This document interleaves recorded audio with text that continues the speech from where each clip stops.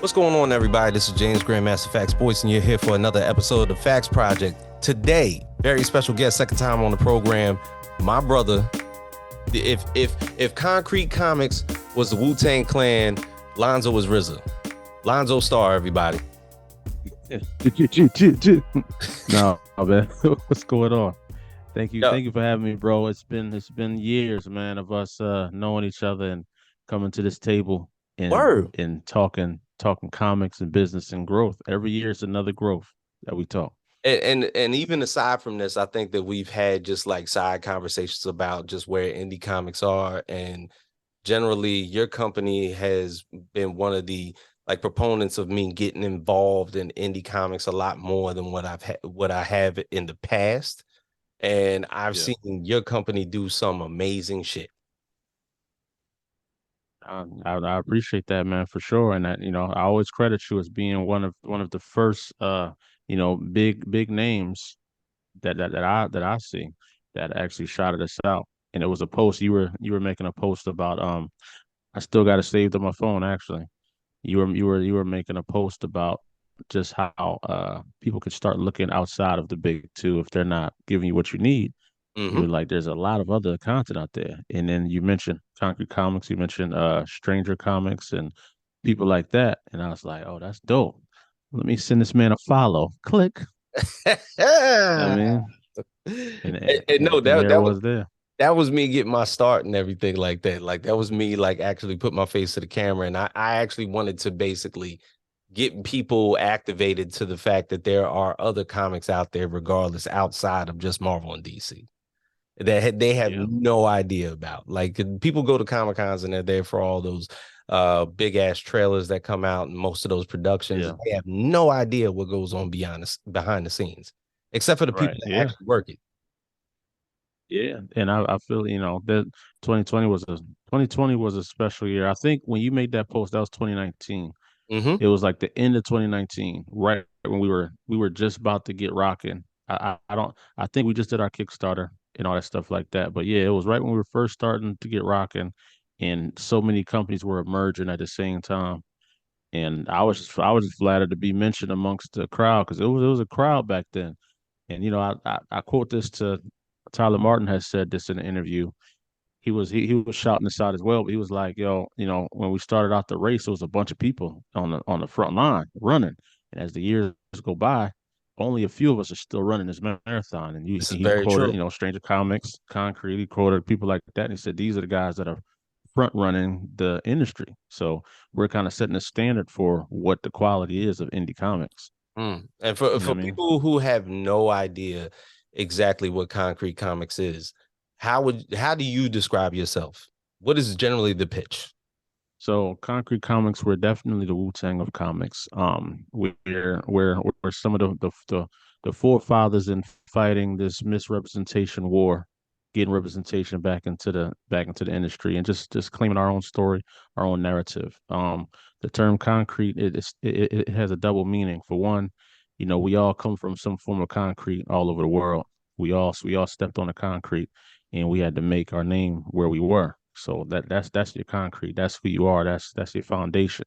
The other part of concrete is that we may crack, we can break a little bit, but we never fold ever, Mm-hmm. and we can always be rebuilt and be remolded at the same time. So that's what Concrete Comics is. That's what we stand for. It's a foundation that you can believe in, you can stand on, and it's gonna be, it's gonna be solid. Solid.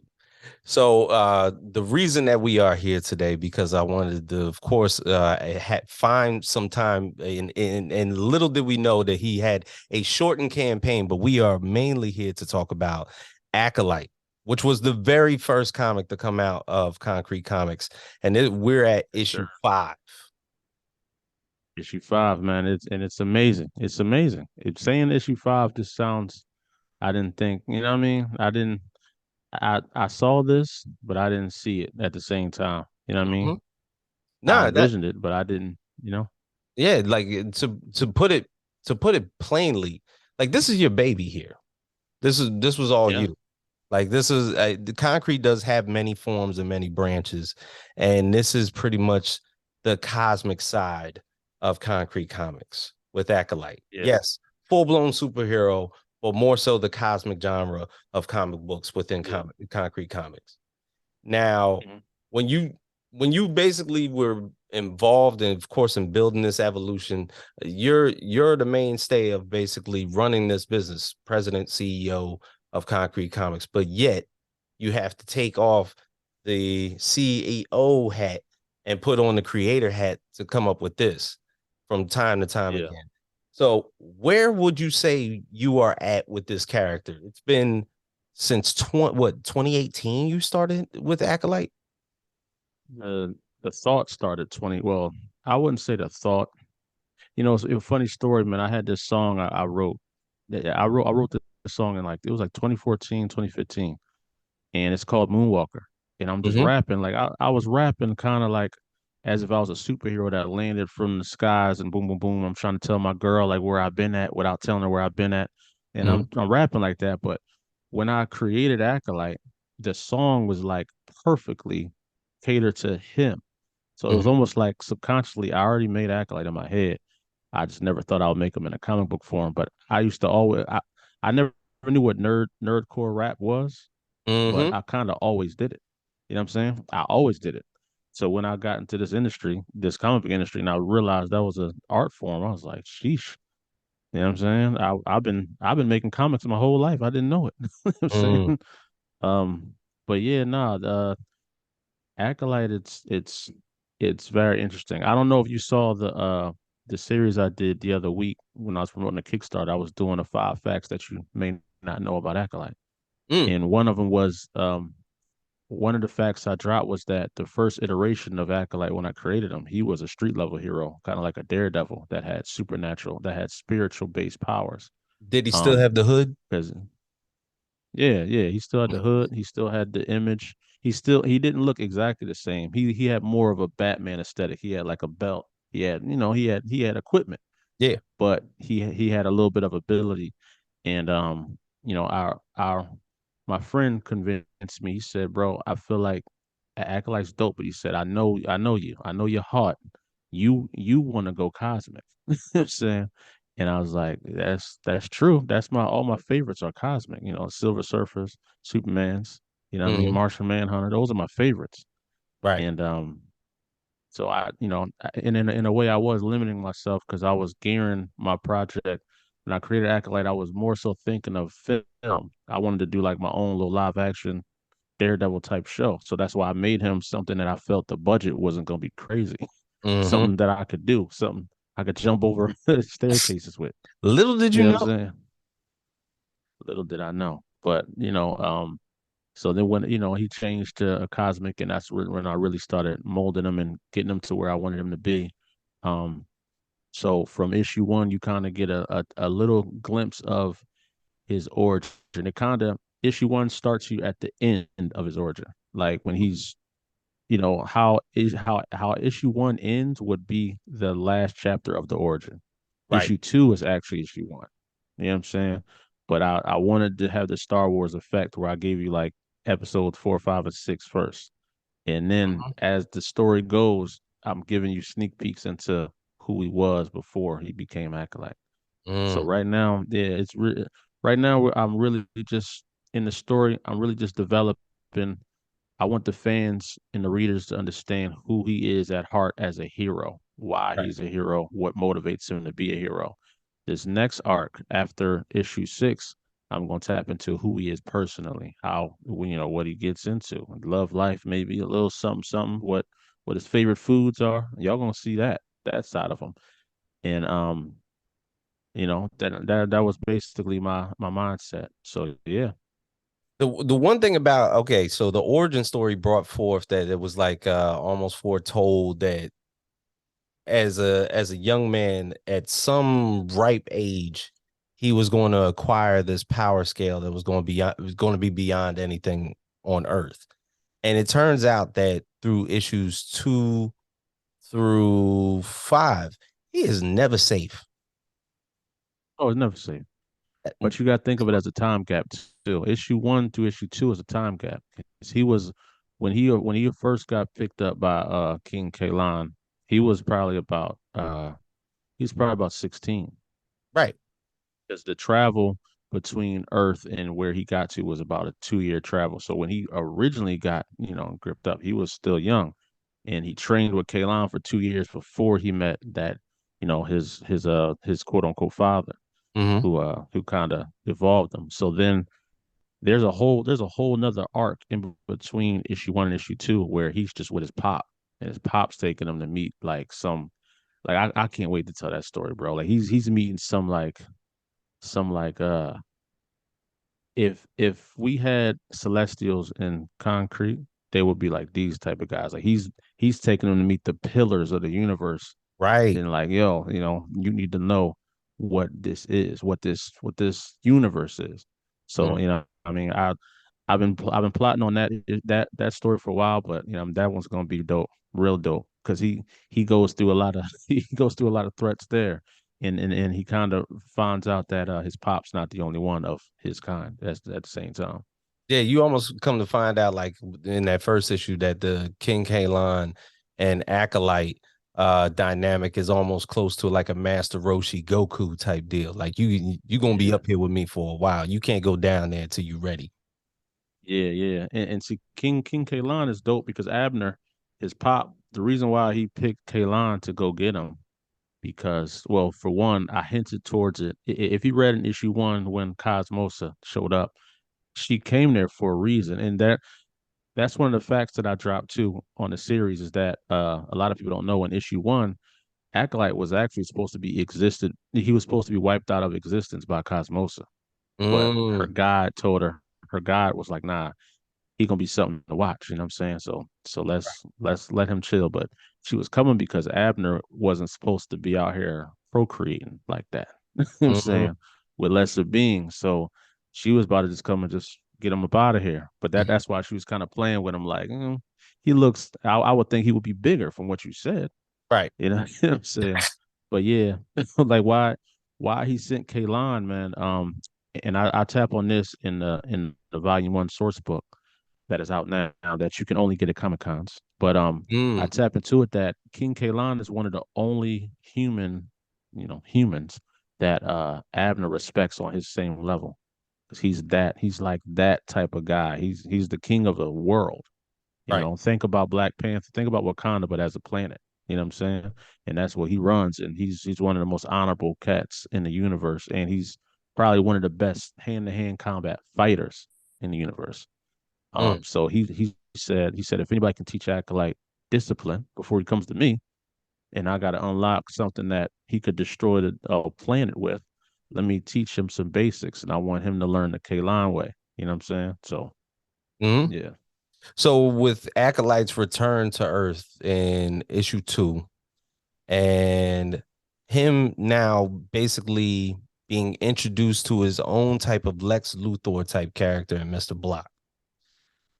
And yeah, the immediate reaction from reading somebody like that you in the comic book, to where you got somebody who was incredibly OP, but yet you have somebody who is a human being of immense power, but of course he ain't got no powers himself, but he is not yeah, shook by Acolyte yeah, nor his powers. yeah. So yeah, remember Mr. Block. Funny story. Block is designed after my big brother. You know what I'm saying? I Mm, designed him to look like my big brother. He wanted to. your big Me and brother him have look like always been that? nemesis.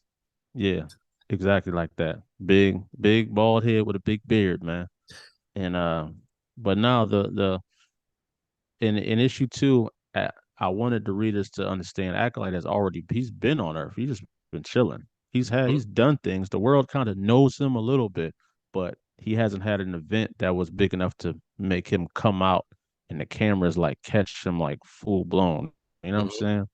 And that's kind of in issue 2 when you see after he, stopped the bank robbery and the media tried to talk to him, he don't really have too many words for him. He scattles up out of there. mhm. But so basically, he's been on World for a while, and a person like Mr. Block, he's the CEO and the president of Block Industries, which is they deal with military grade weaponry and technology and sciences. So he has military contracts, and he helps out the government, he helps out everybody, but he also them guns on the street, they come from him. All Mm, the mob bosses, crime bosses, they answer the block. He's the one they don't want to cross. You know what I'm saying? So in his eyes, Acolyte is messing up business on all sides. right. Well, mainly on the street side where he make the most of his money. So when you see where he's turning, he's starting to nudge the government like, hey man, I think this dude's a problem. You know what I mean? And I got some things for y'all to use against him. You know what I'm saying? And Hmm. stuff like that. So he's trying to build like a deterrent for Acolyte. And Acolyte don't even know he exists. And it's true because like it's almost like there was never a direct conversation between the two. It was more so Correct. and it wasn't even a mutual respect. It was like, look, this dude's just like infiltrating on territory that's all mine. And you don't and you were basically bringing up the fact that we don't necessarily see exactly what Block's plans are until the website exclusive issue 4 that came out. What was that, like, or the end of last year? Yeah, it was about October. Okay. And, Yep. and I'm guessing, I mean, even at the end, because at this time when Block reemerges, Acolyte's already dealing with the Children of Chaos who have just arrived Children on of Earth. Chaos pull out. Yeah. Yeah, and And that's it's supposed to be Earth's first time seeing aliens as well. So mm, the world is like sheesh. So I can't wait for you to read issue 4 because it 4 picks up directly after the events of 3. Like it's kind of like well, I mean, yeah. 4 it picks up directly after issue 3. It's kind of like maybe like a couple days after the events. So when you see, I can give you a little gist of the first couple of pages, but the mayor is talking about like how like somebody has to pay for this damage, and we're blaming Acolyte for this. You know what I'm saying? right. Like we're blaming Acolyte. Like he's the guy. And guess who comes to the rescue of the city? Mr. Oh, Block. good old Block. But the thing Exactly. is, also in those same type of instances, what the fuck are you supposed to do? What is Acolyte supposed to do? Well, I got to be careful with the stuff I tear Yeah. apart. Like I'm OP and I'm dealing with Yeah. OP uh I antagonist. guess you can blame. I guess they blaming him for his presence. His presence brought that. But then same way. I think it was the Transformers movie. Optimus Prime said like, listen, we can leave, but what if we leave and they don't? You know what I'm saying?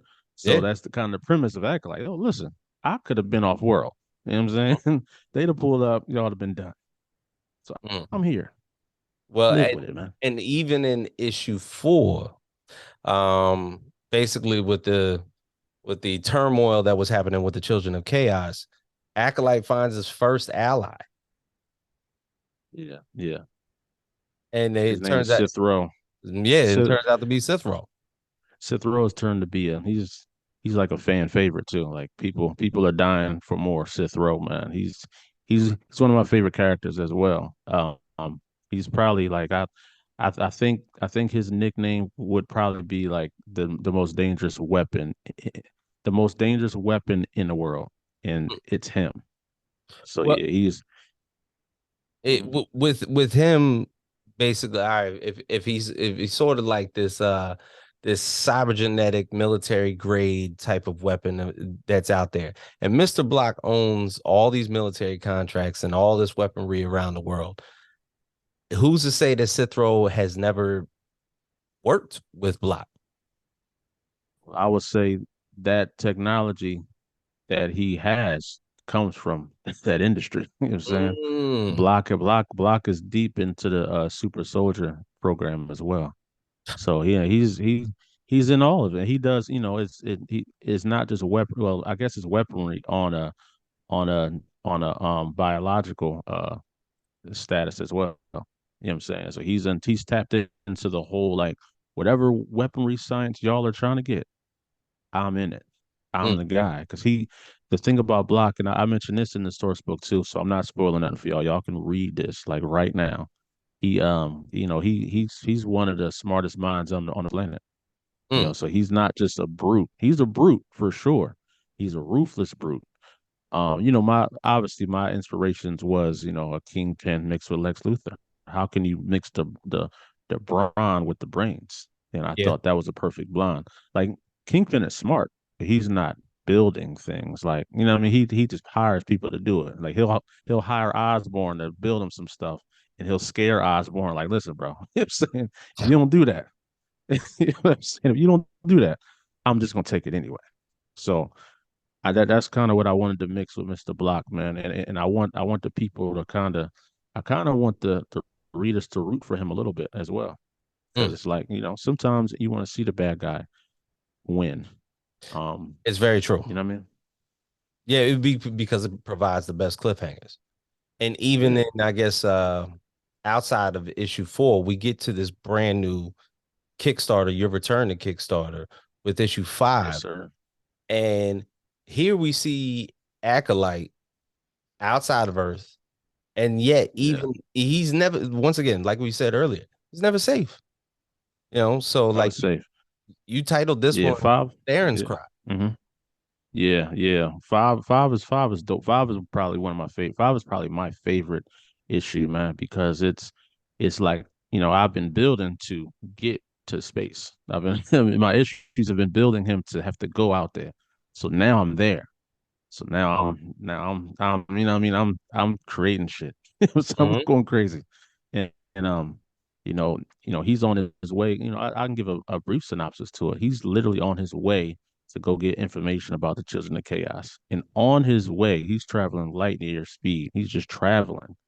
And he gets he is it's kind of like you going downtown and you see people rumbling in front of you. You're like, what the hell?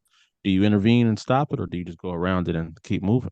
Mhm. So he kind of gets wrapped into a little bit of a cat and mouse game between two different races. So I get to introduce a whole new race, two new races, and both of them. I'll give this Easter egg. Both of them turn out to be major problems for the galaxy itself.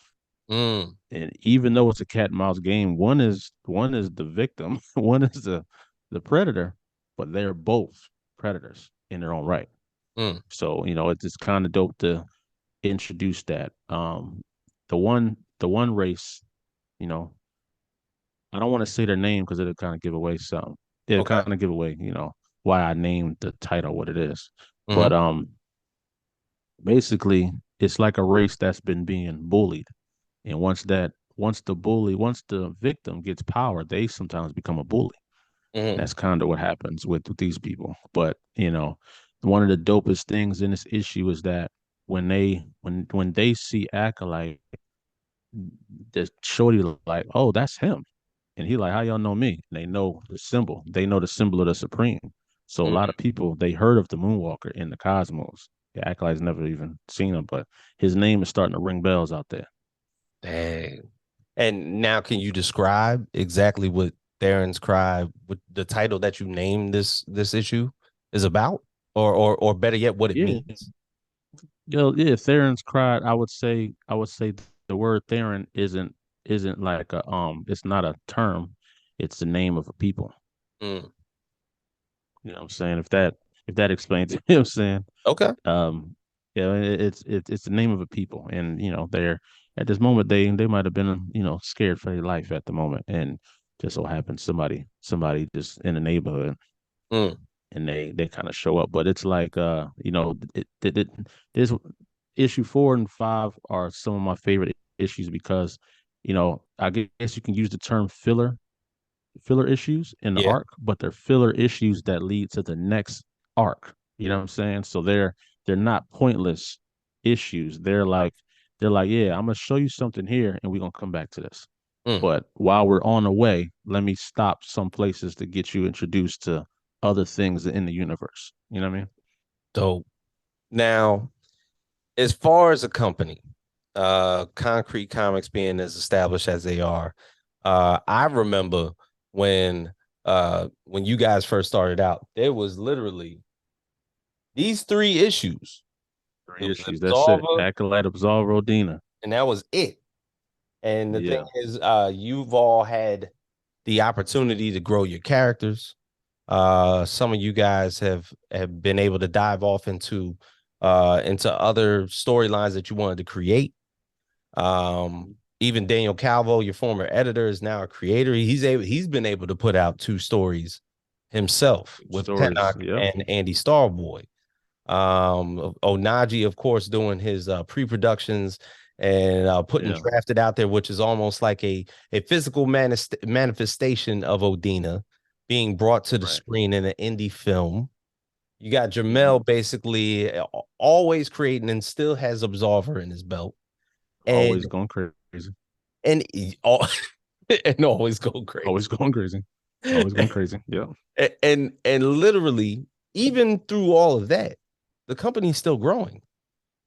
Still growing, man. We signed like 6 new creators over the last 6 months. Six new. And yeah, yeah. And that's not even mentioning Decimation Earth and Wow. Watchmen because Yeah, those guys are they're kind of veterans now. You know what I'm they saying? are. But when you think about it, you think about Daniel, Lyle, and Dave, they were like the Dave, second class. Dave You know what I'm Rucker. saying? Dave Rucker, Decimation Earth, Lyle Ringo with Watchmen. He's 2 issues in right now. Yeah, he is. Uh Decimation Earth is headed to the 3rd issue. Daniel D is 2 issues with Tenoch. So they and all of them have healthy amount of books as well that Hmm. are almost nearing their ending of their arcs. And we just released uh Carla with Luna. Luna #1, I which is have it. doing numbers right now. Oh yeah. I can't wait to pick your brain on that one too, man. I want to know Hmm. what you think. I think with you know what I almost said something that I wasn't supposed to say, but but I think that storytelling reminds me of something I could see you writing as well. You know what I'm Mm. saying? But But yeah, I can't wait for you to read that one. you know what the funny thing is about Luna when I read it? It was like it was the first time I saw an almost like an uh Yeah, anime styled comic book. Like that the way yeah, I read it, I was like, this could be an anime if it wanted to be. And the artwork in it there has is a really fucking unique fire. yeah has a really unique style. Her artist name is Ian Sebastian. Man, he's dope. He actually is the artist for Deja Vu as well. And Mm, Deja Vu is another one we just dropped. just And dropped. in the part of the reason why I did a quick Kickstarter because I have another one coming right after this, which is Ah, Primate. Yeah, Primate is one of my favorites. I'm very excited for that character. And after Primate, we got Yester Fate. Then I'm dropping my Zuriel #1 for that one. Then we got Odina with 5 and 6 coming. So yeah, we're going crazy. Yes, the fate with Mr. Tyler. Yes, the Fate Yeah, Chronicles is actually going that's to come. actually That used to be a website it's not exclusive, by the only way. yeah. So Yester Fate is gonna be Concrete's first novel, but we also did a comic book to it, and it's a healthy 40 pager comic book. It's already done, Mm, colored. It's just being lettered right now, so it's in the bag. Primate #1 done, lettered in the bag. Um, so yeah, like that's the goal, man. And shout out to Lau. I gotta start toot my own horn a little bit, man, because I feel like when it comes to the indie world, right? It's a lot of different publishers out here, but it's publishers in different ways. Like whereas some publishers they're publishers, but they have like one title, and yeah. it's their title. They're putting it out, and it's dope as hell. They're getting awards and stuff like that. But I think Concrete is we might be the only company where, as a publisher, I have a ton of other creators, and these other creators, their every book has been successful. We haven't had a failed Kickstarter, and some of these creators are getting nominated for awards now. Like It's true. Lau just got nominated for another award. Onaji got Kendaki um, nominated this year, and I got Organic Chrissy and Acolyte is nominated this year. So Mm, we got multiple titles are getting recognition from one company, man. And I got to my own horn on that one, man. I think Concrete is if not the biggest publishing house that houses multiple creators in the mm. indie This is true. in the indie world. This You know is what I'm saying? true. Everybody pretty much has their own voice. I get it. It's your team, your company, but pretty much everybody has their own voice. Like if you were to speak to anybody that is in creation of any of a concrete title, they can speak Yeah. to it. They know the publishing about it. They know how they're going to market it, and everybody pretty much has that game plan going. Now, the assembly lately, because I think outside of just Lyle, Daniel, and David Rucker, the inclusion of Carla, Christina, who's the creator of Deja Vu?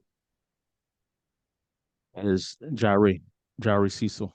Jari Cecil, who created Primate. Primate, that is Avery. I mean, I'm trying not to mess up names because I'm Yeah, starting to think now there's so but many creators. I'm like, damn. but that's even Yes, just so over the past year. that's So that's Avery. that's like another 5 creators. And we also got Chris Tomasma, who has Base Force and Clarity Girl, and he has a couple other titles that came to Concrete as well. And then with Tyler putting out Yesterfate, it's like Yeah, yeah, it's because going crazy, man. I remember a conversation with you where you were like, "Yo, I think we're gonna do like probably like 4 to 5 projects in a year." Yeah. Oh yeah, And for sure. and this year, I think as of right now, have you put out 3? It's three: Luna, Deja Vu, Acolyte, and then we got Primate coming right after. And it's May. It's man, yeah, yeah. No, I mean, I want to, and like I forgot, Laos issue three's on the way this year as well. So I want to get to a point, and then to think, we're still self-funding everything we do. So imagine once we get to where we need to go to and get that type of financial backing behind the company, oh, it's over. Mhm. It's Ne- over because if ne- we're producing at this rate right now, at a pretty scheduled pace, Yeah. um, you know, the the outcome could be limitless. You know what I'm Mhm. saying? So yeah, and now that we're in Diamond, we haven't launched yet, but now that we're in Diamond, that's just going to magnify us even more. And just to give you an exclusive, issue one of Acolyte has been completely redone. It's Oh wow. already done, colored, and I included some extra pages in there to show more of his origin. So, in a brand new cover, everything. Because when I dropped on Diamond, I want the artist to be the same throughout the arc. Which issue one was the only book that didn't have the same artist as the other books. Got So you. I redid it, and yeah, man, yeah, like it's been a crazy journey, but I definitely want to start we've been humble for a minute. I definitely want to start talking like, yeah, we're literally in the top five of some of the biggest publishers in the indie community, especially the black indie. We're Oh, definitely for top sure. three. Definitely top three easily. You So know what I'm what? saying? Aside from yourself, I know a few other creators that we know very well have jumped into distribution with Diamond. Now, Yeah. the process of that coming about and for them to basically not necessarily even take a chance on somebody like you, but more so saying to themselves, we need somebody like you so that we can Yeah. put out a lot of product and get them into comic book stores or get them into a Walmart and Amazon or however they Yeah. want to Yeah. distribute it. Like, how does that feel as a company to No. know that, I can at whim put out up to 1,000 books if I need to? That's it's I guess it's equivalent to a rapper getting a record deal. You know what I'm saying? Getting a major distribution record deal because, you know, you can drop some dope music and hand mixtapes out the trunk of your car, but somebody can just walk into Walmart and accidentally stumble upon you, your chances are even higher now. And you still doing that. And I was talking to our distribution guy at Diamond, and I was telling him, I said, one thing about us is like, I don't think I need the previews because it costs money to be in previews. But I was like, we do so much organic hustling out Yeah. here in the streets. I think once I start telling people we're in stores too, I think they're gonna go crazy. You know what Mm. I'm saying? Because we're already out here heavy. We're heavy in the streets, and now we and all of our creators are all over the world. So I don't physically have to be in Chicago. Lau and Jairi are both in Chicago, so they can take over Mm. Chicago. When I go there, I can just talk to whoever they've been talking to, and Anadi's in Atlanta. He got that. You know what I'm This, saying? this is So, very so, true. so yeah, Because that's always been the dynamic is that you don't, it's just not like five dudes from the same neighborhood. we all Y'all are over. literally all over the place. Like Yeah, if I remember correctly, what is it? Carla, she's from he's in Maryland. Maryland. So He's in Maryland. that's the DMV James is in territory. Maryland too. Yeah, her and James are both in Maryland. Mm. Dave is in North Carolina. Davis in North Carolina. Jamil is in Florida right now. So Jamil's in Florida. Living? Um, yeah, he's in Florida, just Wow. living his life, being crazy as always. And Onaji's in Atlanta. Avery, creative primate, he's in Connecticut. Mm. And Chris Tomasma, I think he's in Detroit, if I'm not mistaken. I Well, think he's in Detroit. I Yeah. will say that you have the Southeast and Midwest totally wrapped up. All, All you need is a Cali all over. Connect, and That's all I need. you got the That's all I game need, on man. you got the game on lock right now. Oh, no, for sure, man. And I don't. I guess I can. I always give you them exclusives, man. But we dropping. We already gearing up for the Concrete Manga division to drop too. So, Really, that's another world I want to take over because it's not a lot of representation. There's no representation there. And our people, we're the ones that made it popular. We made it big. We're the ones that made it a pop culture event. it's And we true. get no bread from that. And none of these characters. I love Dragon Ball. I love Baki. I'm a big Baki fan, bro. I But like but Baki.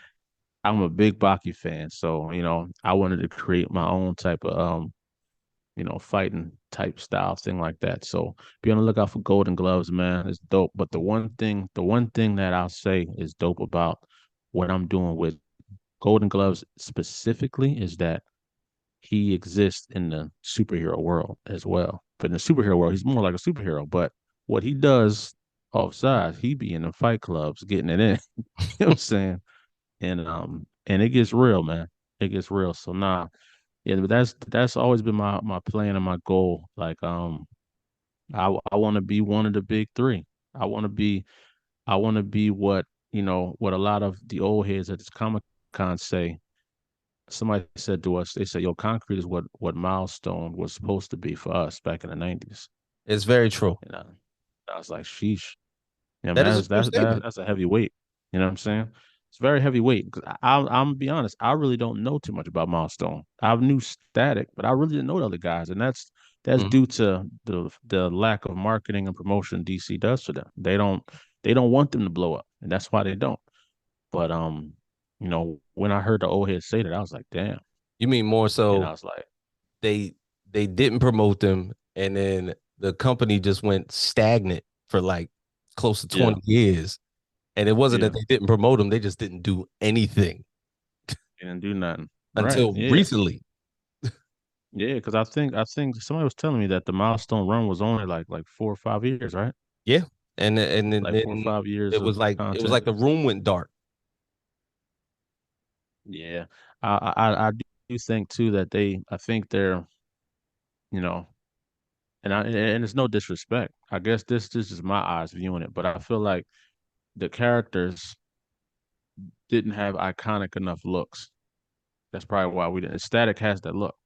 Static has that look. Static has that look. Like when you see him, he has the symbol, the coat, the trash can lid, those things we remember. When you Mm, see Icon, there's nothing really sticks out to me. The colors aren't really colors I like to connect it together. mm-hmm. And Hardwire, he doesn't look like somebody I would want to be. You know what I'm saying? Oh man, And most I used to dig Hardware's uniform, he dope, but would you rock that though? but that uniform was tight. I'm sorry. If you were designing it, you would design that. If you If was a I was hero, you was like, designing, bro. no, I wouldn't design that. So correct me if I'm wrong. Is he similar to like how Iron Man is? He's almost a replicant to that because like a totally intellectual, highly intelligent person inside of a suit that he created. Between those two suits, which one is more iconic to you? There's been versions of Iron Man suits. There's even the War Machine suit that is almost, of course, replicated from the Iron Man suit. So yeah, it's the Iron Man suit. Iron Man suit crazy, and all the variations. You'd be like, damn, I how's love what, Tony keep making it? bro. The You Mach know what I'm One, Mach saying? Two, Mach Three, Mach Four. War Machine's suit is beyond crazy with the cannons. You know, And I love this. Were the suits in Infinity Wars, are they from the comics as well? Like what was absolutely, it, how they looked and stuff like that? absolutely. I think my favorite one out of them, obviously I love the classic one from the first Avengers movie. I love that one, but I think it's the Iron Man 2 John. Iron Man 2 was the one that came out Well, the suit and it was it mainly came out. gold, right? It came out the suitcase. Came out the suitcase and it was like mainly gold, right? Hmm. Is you too? Yeah, I love that one. I loved it. That one. I don't know what it is about it, but it had a lot of swag to it. But then in Infinity War, when a nigga he tapped his chest, Hmm. that was crazy. That was crazy. But yeah, that's basically what I'm saying. Like I think that's what hurt Milestone is the look wasn't like it wasn't enough to catch us. Whereas you may when I first seen Spawn, I didn't know who he was, but the look just had me already. Just Yeah. looking at him, I was like, he looked like somebody I kind of want to look at, Well, the and that's other. kind of what I look for in Concrete. I Mhm. look for. I want you to look at Watchmen in order to be like, okay, he looks Yeah. cool. You know what I mean? I also look at it as that they did not have a chance to evolve because maybe the Hmm. suits would have got better. Yeah, So that's a fact. when the whole company goes dark and you're not doing anything with the characters, you're not allowing artists to do anything at all. I mean, Hmm. I think it almost took for, I think there was a young brother named David Kirkman who was a black independent filmmaker who made a fan film of hardware and static. And I think he did one on Icon too, to where he put upgrades on the outfits. And it was like, yo, this is Yeah. kind of dope if they would have did it in this type of variation. Yeah, no, for sure. And I feel, I feel like Icon being a direct competitor of Superman, Mm-hmm. just like Shazam, how they shelved Shazam for like 40 years Mm-hmm. because he was making too much bread independently. So they was like, let's pick him up, put him on the shelf, and drop him in the 70s. You know what I Yep. mean? But but I feel like Icon could have could have been that, but they like there was no reason to create Val Zod if you had Icon. You know what I'm saying? I True. wouldn't I wouldn't create a another acolyte type character. If I'm gonna create another cosmic character, and they could be strong as hell, they could be godly, whatever, Mm-hmm. but they'll be very different from how acolyte is wired. You know what I'm saying? When you Mm-hmm. look at Icon and Superman, Icon he's basically Superman. It's true. He's I don't know what his actual alien image looks like though. Like how does he look as an alien? Is he like weird looking or is he like I human mean, looking? it's humanoid. Let's just say that. You know, Is is he more like how Martian Manhunter is? no, Okay. no, no. And the thing is, like that. It's funny that you say that because Martian Manhunter's outfit, the color scheme is totally the same as Icon, and Same people, as of course, icons. people perceive Martian Manhunter as a brother. They do. And he's what he's definitely one of my favorites. And I feel like so is when Icon is in the alien, is he black? Is He's he like a black. black alien? He's literally like brown. Oh, okay. Mhm. All right. Okay. To where So that Martian makes a little more Manhunter's sense green. then. Yep. That makes a little more sense. You know what I'm saying? Oh, snaps. Yeah, I didn't know. Like I thought like Icon was like one of them gray aliens, just like a weird looking dude, and he just you know what I mean? He just shaped into like Oh a my black God. dude.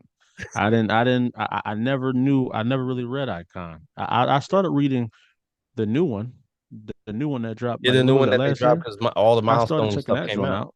Hmm. Yeah, I started trying to check that joint out to see what it was like. It'd be hard for me to keep up sometimes though, but yeah, Hmm. man, that's to long story short, that's what I mean about when selecting, when partnering with creators of concrete, you know, it's not just one thing that I'm looking at. It's like a whole. I'm looking at you as a creator. How do we work well together? How do we communicate? That's number one. How can we, how do our minds click together? Mhm.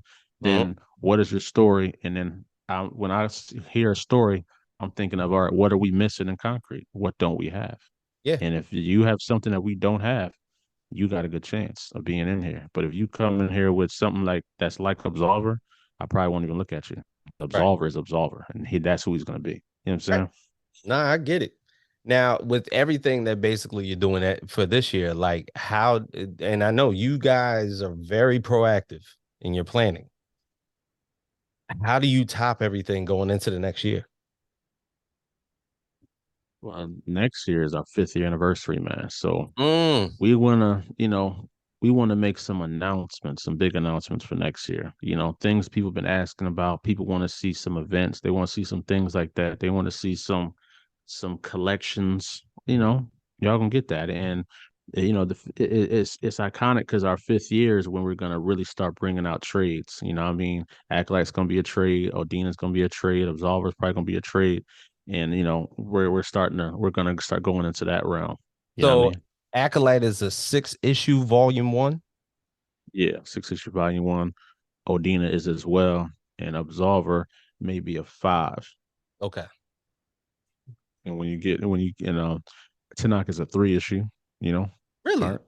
So yeah, 3 issues, and then it's gonna break into some other stories as well. So yeah, and I'm excited about getting into the trade game as well. You know what I'm saying? The trade games where it's at. The one thing that I can say by following indie for so long is that when Cat started to put out volumes, I was like, wait, I've been sitting here buying singular issues for this fucking long, and y'all, I could have waited for the stack.